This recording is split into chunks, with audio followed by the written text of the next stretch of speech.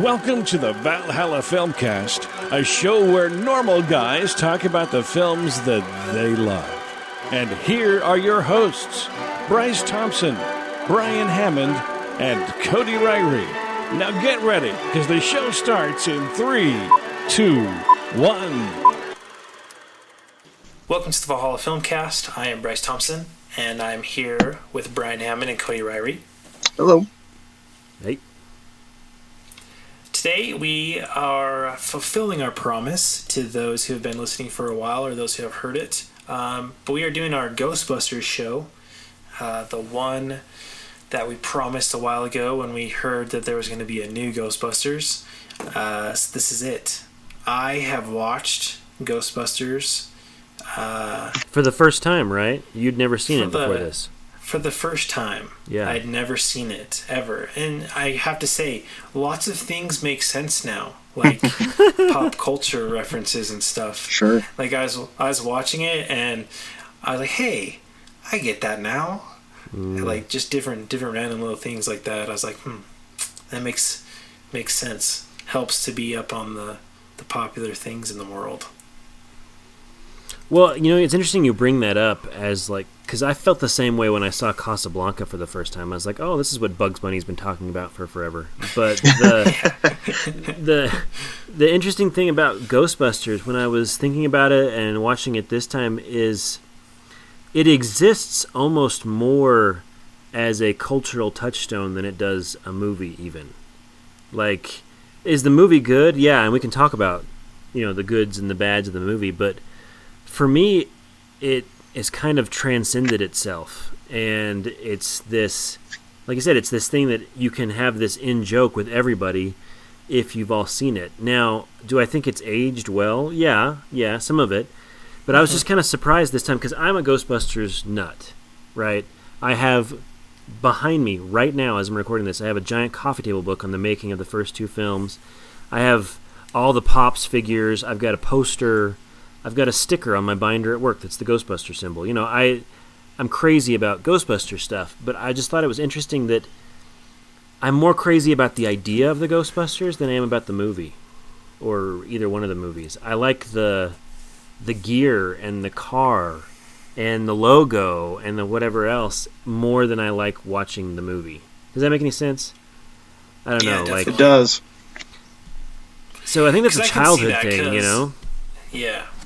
Yeah, I can see that, how the car, I mean, the car is way awesome, and it's a nifty little siren that it has, and I've never seen the movie, like this, just barely saw the movie for the first time, and you know the vacuums that you put on your back to vacuum with instead of like and I was like, yeah, I'm a Ghostbuster. I'd never seen it before, but I knew like what that was, and so, you know, just kind of like to have that equipment, and there's so much surrounding Ghostbusters, like not really inside jokes, but kind of inside jokes that if you hadn't seen it, you know, you wouldn't really get it.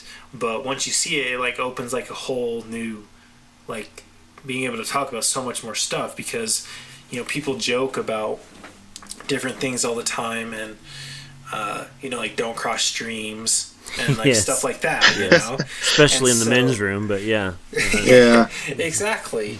But if you hadn't seen it, you'd be like, that's just gross, like go away. But watch Ghostbusters and it all makes sense. And you know, Bill Murray is just, he's hilarious during the whole thing, and yeah, I enjoyed it. I enjoyed it. So, Cody, I just watched it again yesterday or today. I don't remember. My days are merging, but I kind of agree with you. It's kind of a weird feeling because you watch it and it is something that is ingrained in our society, in our cultural. You know, everyone knows about it, and everyone references it, and everyone talks about it. You see it everywhere. But upon watching it, I still enjoyed it. I still laughed, and I don't know. Okay, pardon my French, but Bill Murray, he's really funny in it, but he's really like this sexist douche, you know. And he is. Yes. And I noticed that when I watched it this time, like some of it's just, a little uncomfortable, but, that's what's funny about it. And most of his lines were ad-libbed, if I'm not mistaken. Mm-hmm. Is that right, Cody? Yeah. So I guess my working theory is Bill Murray really is a sexist guy in real life, I guess. So. But he's so charming that everybody's okay with it. Yeah, he is. Bill Murray kind of has this character that he plays kind of the same guy in every movie, just about. It's the same character that is in Groundhog Day.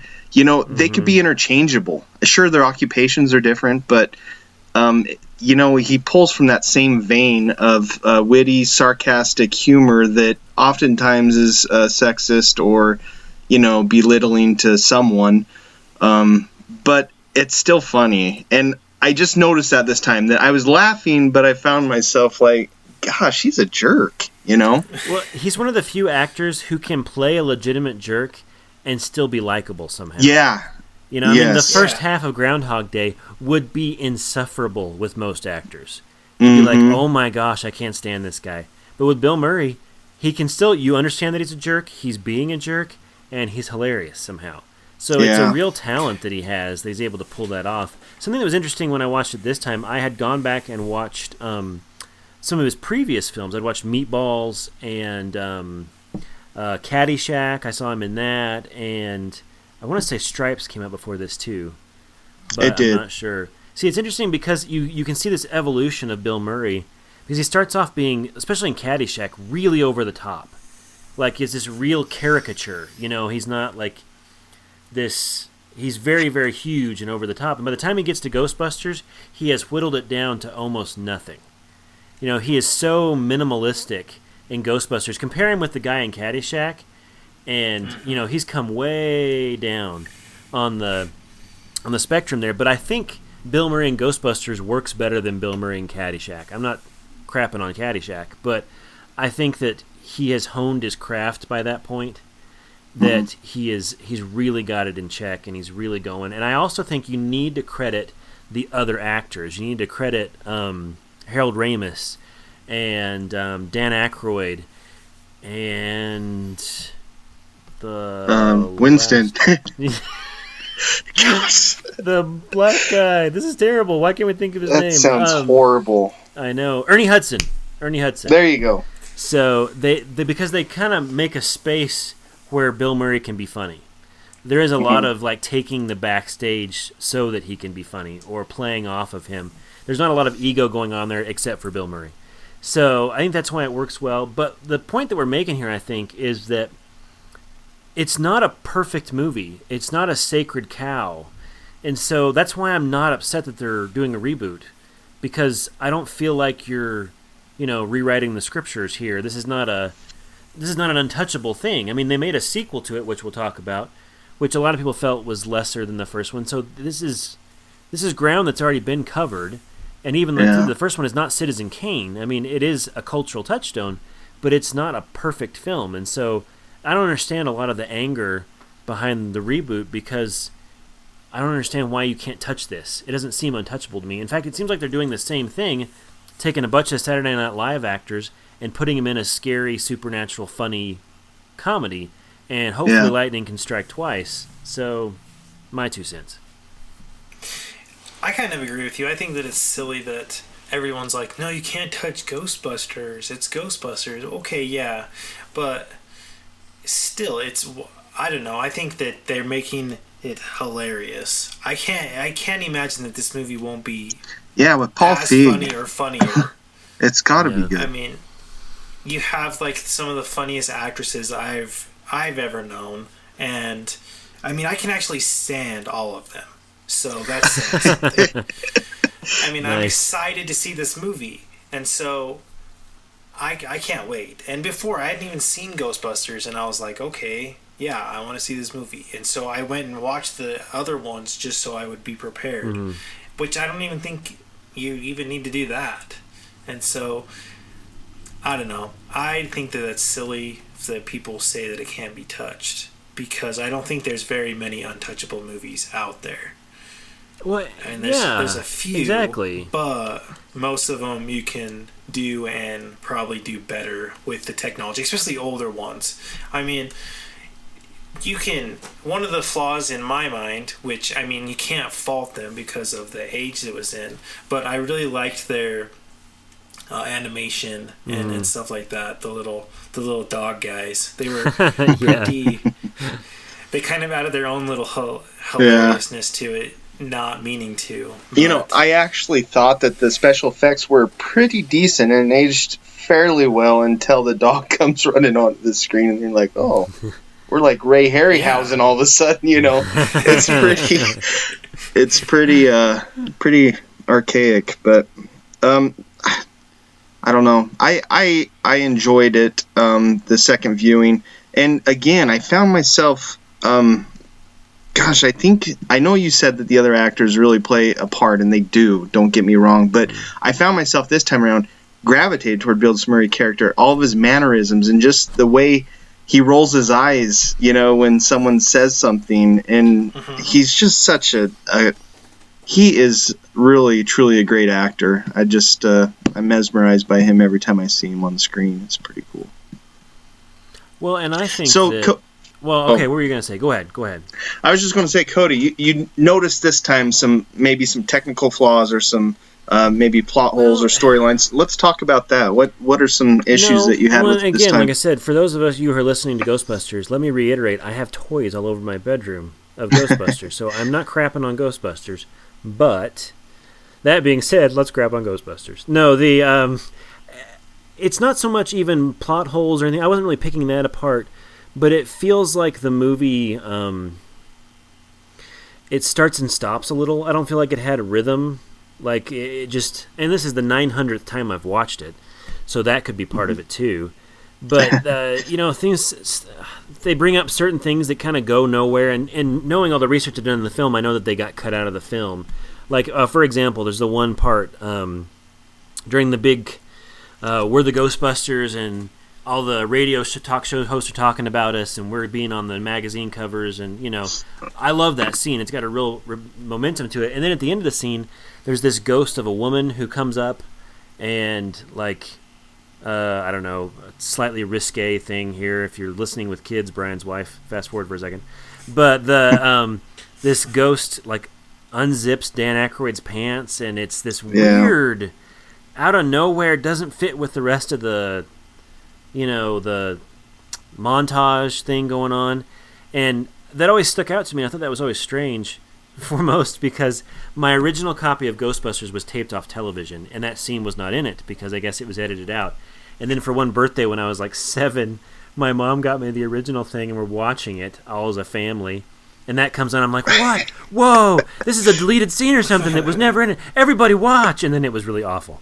So, that's part of the reason I don't like it, probably. But I found out that was part of a scene that got cut from the film when I read the book. Is there's this whole scene where they go off to this Fort Winston and Ray do, and they spend the night, and it was a reference to the myths of the succubus and the more sexualized ghosts. Anyway, things like that. Some of the ideas. If you let Dan Aykroyd go, he turns crazy. He is a crazy person. He's hilarious, he's very talented, but he's mentally ill. Because the things that he talks about on these interviews, he's a big alien guy. He's a big believer in ghosts for real. And hey, that one way or the other, that's fine. But he gets way out there. And so the only reason the movie turned into what it is now is because he was restrained by budget and technology, thank goodness. Because his original idea was that the Ghostbusters traveled in time, and they went to different dimensions, and they... it was this huge, crazy... And it took place in an alternate future where it was Manhattan, I think, instead of Manhattan, and all this crazy what horrible stuff. Slop that would be. Gosh. So I do appreciate I haven't heard that before. The reining back. But some of those things still kind of peek into the movie, and they're a little bit odd. They're a little bit off. I feel like the movie is best in the first 2/3. I feel like the last third kind of loses a little something when it goes into a... special effects kind of frenzy, although the Stay Puft Marshmallow Man is hilarious and iconic. So he looks so good in it too. He's not even that bad looking. So it's they're okay, we have to make this movie. There's going to be some crazy stuff in it, but we're also going to have the Stay Puft Marshmallow Man as well. So we need to direct all of our attention to him, and then use the rest on everyone else. Well, and it does that. Like, I feel like it's going in kind of a weird direction, and then it redeems itself. Like, you have the one lady ghost with the flat top that comes out, wearing like soap bubbles. Like, whoa. And that was originally. Here's another interesting fun fact. That was originally supposed to be Pee Wee Herman. It was supposed to be Paul Rubens, and he turned down the movie. And instead, they got David Bowie. I swear, I saw that. I was like, "That's David Bowie." It's weird. She comes out, but then the movie redeems itself when they do that awesome, like, when someone asks you if you were a god, you say yes, and then the going up, and they're all doing the proton packs together, and I mean that'll be cool. And then it's kind of weird, and then it's cool, and then it's kind of weird, and so. And I also think it's very fascinating that the bad guy is a member of the Environmental Protection Agency. That's also a sign that this movie was made in the 80s, because you would never make your bad guy an environmental person now. Like, that's just not something that you would do.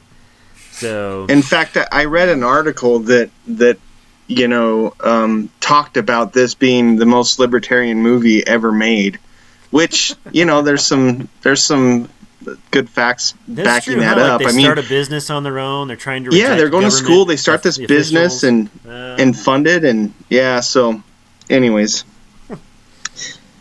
So, not to crap on it. There's a lot of good stuff there, but I just feel like it's not a perfect film. There are things that do not age super well. I can see that. Well, talking about things that haven't aged well or a perfect film, let's jump over to the second one and give us... What's your two cents on that one? You want to go first, Brian, or should I go first? Well, sure. Okay, so I figured out why it's not as good as the first one, because Elmer Bernstein did not conduct or compose the music. Yeah. There is a noticeable difference. I mean, the score to the first one is incredible, minus the Ray Parker song. But don't be hating on the Ray Parker song. That's the he best stole part. I love the Ray Parker song. He stole it from Huey Lewis and the News. I mean, I want a new drug. It's the same rhythm and everything. But anyways, I digress. But anyways, the score is very good in the first one, and very foreboding, and has a lot of atmosphere to it. And the second, I think Randy Edelman or something did that one, and it sounds a lot more synthesized, and it's very 90s. It's very early 90s. Yeah. So, anyways, that's not really why I think it's not as good. I enjoyed it. I've seen it a half dozen times probably, and I enjoyed it. It's not as good as the first, but I think there's still a lot of comedic value there. And Rick Moranis, or Moranis, however you pronounce it, I don't know. He's hilarious in both of them. He's just he's a good character. It's funny. For me, the standout in the second film is the actor who plays the bad guy's little toady. The blonde Russian accent guy. Yeah, his character's name is Janosch. Janosch Boha. I love that name. I think that's a perfect name. But the Vigo the Carpathian, another great name, is the bad guy in the film, and he's played by one of the bad guys from the original Die Hard, the one who's like super ugly. If you'll watch it, you'll know what I'm talking about. So, I mean, that's like on his resume is I play ugly Germans and Eastern Europeans, So he's the bad guy, but then he possesses this very vague foreign guy. I don't know where his accent's from. In fact, the actor is from Dallas. I looked him up. So he's not foreign, but man alive, for some reason he just cracks me the heck up. Like, he is funny. It's a heavy accent. Very heavy. There are quotes from him that like get passed around our family. That's one of the things. Oh, really? I of course I can't think of him right now because sure. Well, while you're thinking, how about a bit of trivia for you, Cody? Yeah, go. So, the guy, the bad guy, the painting. You know him better than I do, apparently. So the voice was actually dubbed. Do you know who it was? Oh, it was the guy from Minority Report, and he was also on the new Star Wars for a few minutes. Max von Sydow. Max von Sydow, yeah. So I Well, I 'cause the didn't other know guys, I that. think That was he's interesting. German. I think the guy in the painting is German. So Probably. yeah, I also big standouts for me in the second film. I like the underground environment, the old abandoned subway station, kind of a cool visual. It was the last movie, really, the last big budget movie to come out and to be totally done without computer effects. Very soon after that, Jurassic Park hit and things switched over to computers. So it's kind of fun for that reason. It is not as good as the first one. There are some things about it that don't work, and I think they are mainly aesthetic things. The new uniforms don't work as well. This new score, I think the score is a big part of it. I think you're right. It doesn't have the same kind of jaunty, like piano, whatever going on. I also there are parts of it that shine, but if in the first one, if the ending is the weak part of the first one, then it's twice as bad in the second film. The movie really kind of unravels towards the end when they start making the Statue of Liberty walk, and they get to the museum, and that showdown really doesn't have any suspense or funny or interesting or anything. And I'm glad that it's short because it just doesn't work at all. Yeah. And then there's that weird non-landing joke at the end where the painting is them all, in Greek naked fig leaves, and it just really comes apart towards the end. And from what I've read, a lot of that is because the production was super rushed, especially towards the end, and the special effects were super rushed. And so there was this big push to get it out at a certain date, and it really hurt the movie. But they can't hurt the chemistry between the four of them. That really, you could put them in a coffee shop and film them talking, and it would be interesting and funny. So you can't kill that, but plot-wise and effects-wise and everything else, it really... And I don't like movies about babies. Can I say that? Besides Raising Arizona. Raising Arizona is an exception. Movies that have babies is the main thing. Like, for some reason, there's just no... It's a personal thing, but there's no weight there for that. This movie I have probably seen more times than the first one, though, because I remember, a very personal memory of me wanting to put my VHS tape of Ghostbusters 2 in and rewatch it for the 90th time, and my mom threw a fit. She was like, "We are not watching that ever again. Get it out of there." And I cried, and we fought, and it was traumatic. So there you go. Oh, and my last little bit of trivia. At the very beginning, when Bill Murray has his World of the Psychic show, and they're asking about when the world's going to end, the one girl says it's going to end on February 16th, 2016, isn't it? I think it's February 14th. Wasn't it Valentine's Day? It was Valentine's Day. 2016? Bummer. Yeah, it was February 14th, 2016, so she was wrong. That date has passed, and the world did not end. But she got her information from an alien who had a room at the Paramus Holiday Inn, so it's probably not the most reliable. Or a room that resembled it on a ship. That's true. That part was funny. I liked that part. That was funny. So yeah. I think that if we could say that the first one, which I don't think you're quite in the same room as I am with it, but I think Bill Murray kind of sets the first film up with all these one-liners, and he kind of carries the film, I feel. And, he still has a bit of the humor in the second one, but it's a different dynamic, because he's going after, I forget her name, Sigourney Weaver's character, and I don't know, it just wasn't as funny, his one-liners, as in the first one, I don't think. I actually think Rick Moranis, his scenes were actually just as funny as Bill Murray's, in particular when they're babysitting and he's telling the Snow White story, bedtime story to the baby, and it's all in a tax accountant lingo, yeah, it was funny.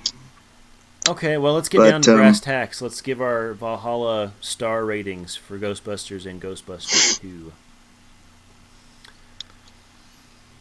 Who's up? Everybody jump in at once. I'm still processing. Since it's the first one, since I've seen it for the first time, I'll go first. Okay. I will give the original Ghostbusters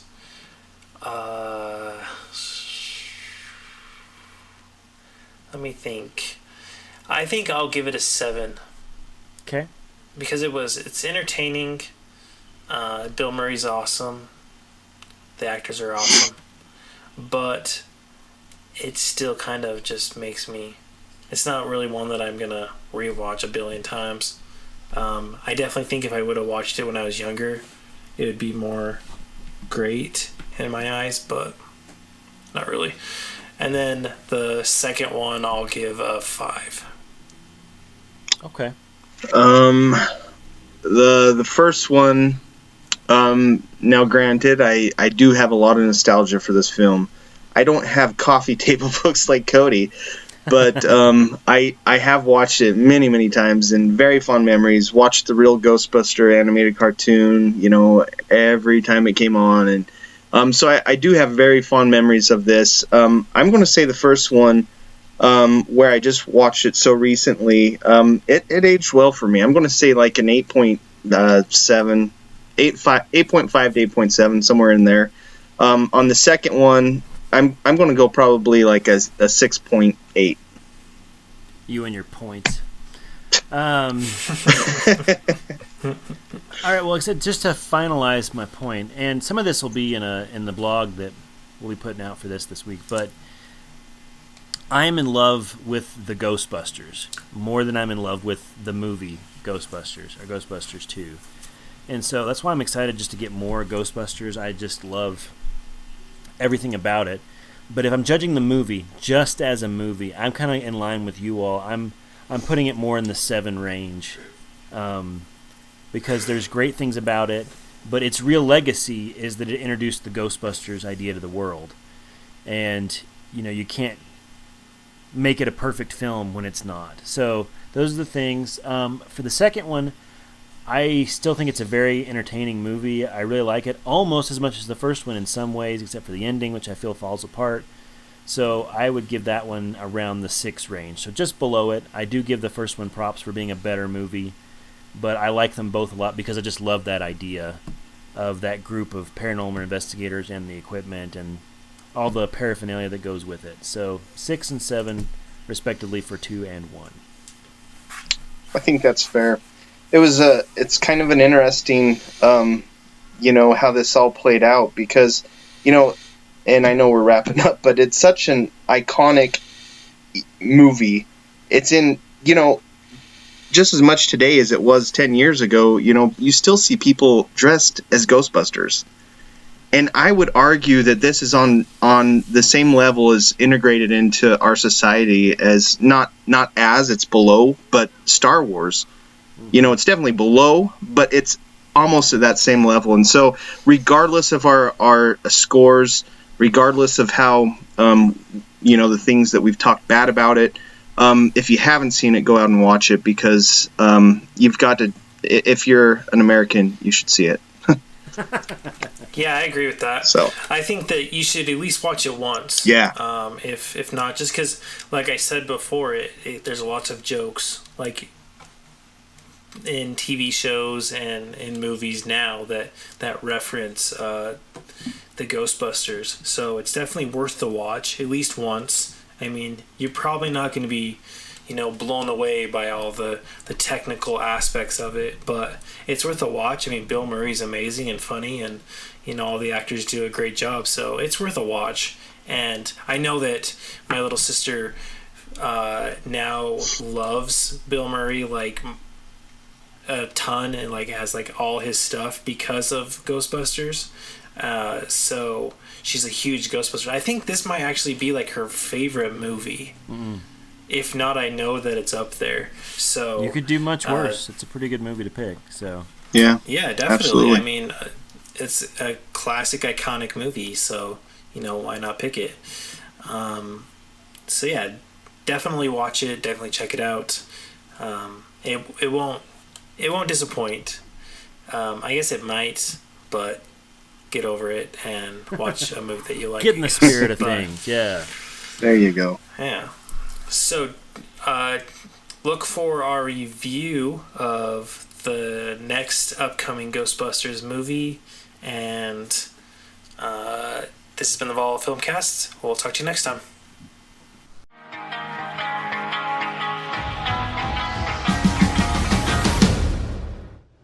following views, opinions, and commentary are the sole property of the Valhalla Filmcast. Any unauthorized reproduction without prior consent is prohibited. Any incidental music, audio clips, or film trailers are used for the sole purpose of film criticism and commentary as allowed under the Fair Use Act.